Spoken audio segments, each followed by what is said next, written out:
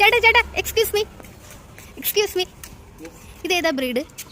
ആ ഓ ഇതല്ലേ Labrador. Hello Kui, എന്താ പേര്? ഓ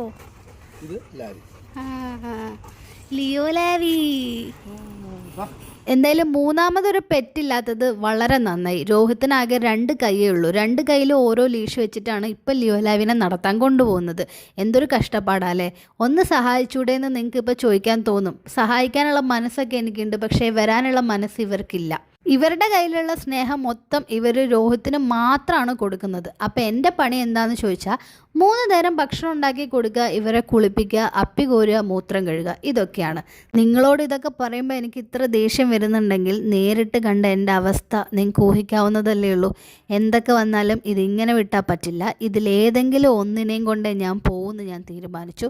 അങ്ങനെ ഫൈനലി ഞാൻ ലാവിനെയും കൊണ്ട് ഒളിച്ചോടി. സ്നേഹം കിട്ടാത്ത ഈ വീട്ടിൽ എനിക്കിനി ജീവിക്കണ്ട.